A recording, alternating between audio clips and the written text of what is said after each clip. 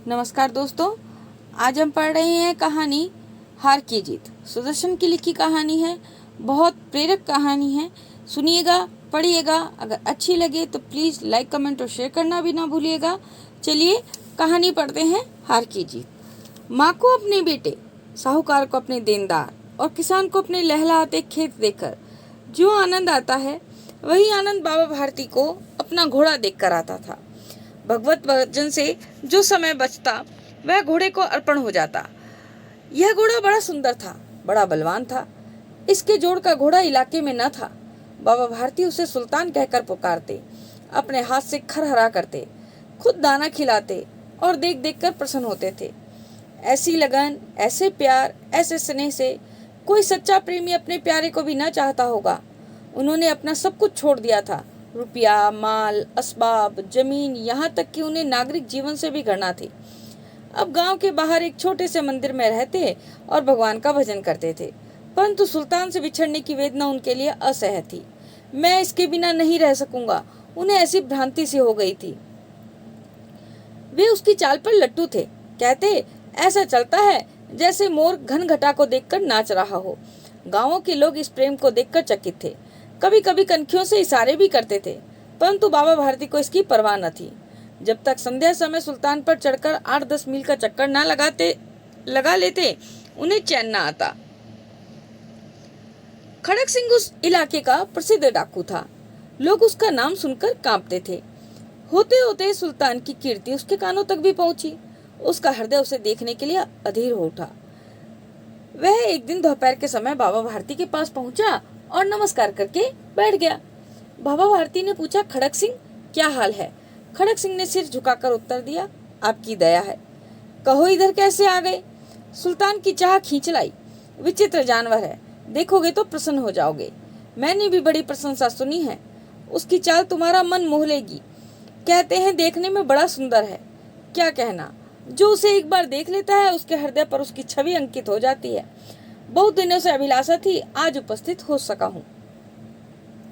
बाबा और खड़क सिंह दोनों अस्तबल में पहुंचे। बाबा ने घोड़ा दिखाया घमंड से, खड़क सिंह ने घोड़ा देखा आश्चर्य से। उसने सहस्त्रों घोड़े देखे थे, परंतु ऐसा बांका घोड़ा उसकी आंखों से कभी ना गुजरा था। सोचने लगा, भाग्य की बात है, ऐसा घोड़ा खड़क सिंह के पास होना चाहिए था। इस साधु को ऐसी चीज से क्या लाभ? कुछ देर तक आश्चर्य से चुपचाप खड़ा रहा। इसके पश्चात हृदय में हलचल होने लगी।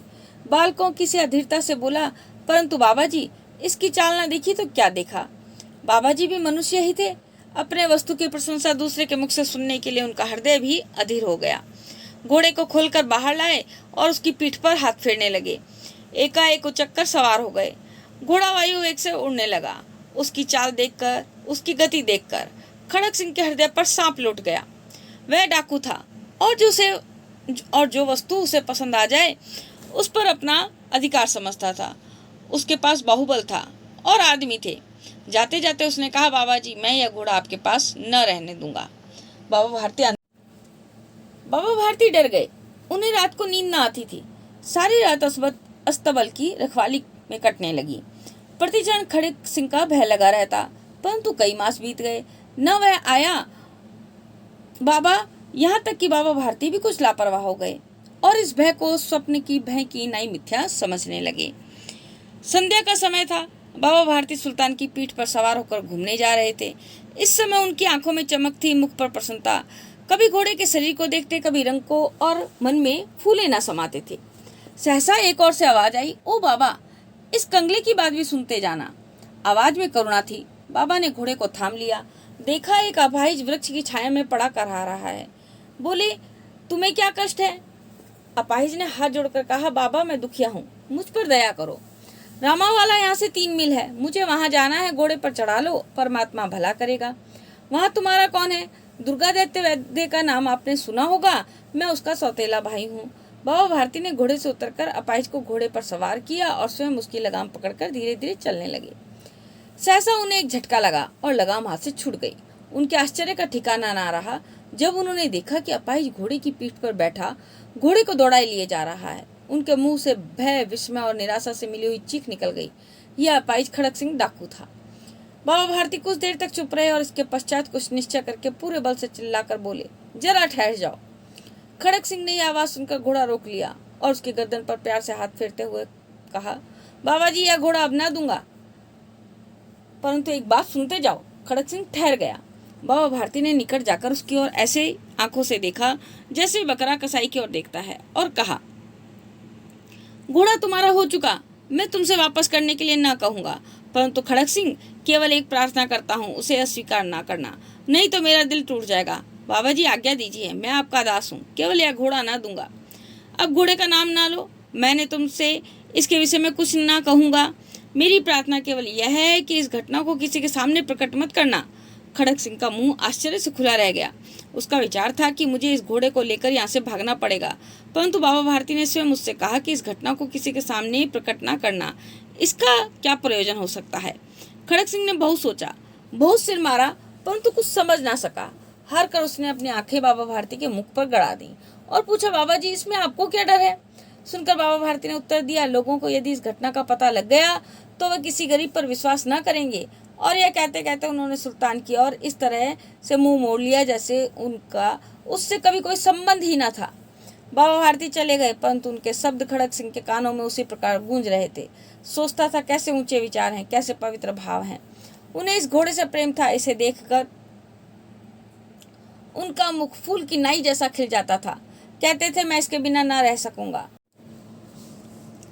उसकी रखवाली में वह कई रात सोए नहीं, भजन भक्ति न कर रखवाली करते रहे, परंतु आज उनके मुख पर दुख की रेखा तक न दिख पड़ती थी। उन्हें केवल यह ख्याल था कि कहीं लोग गरीबों पर विश्वास करना ना छोड़ दें।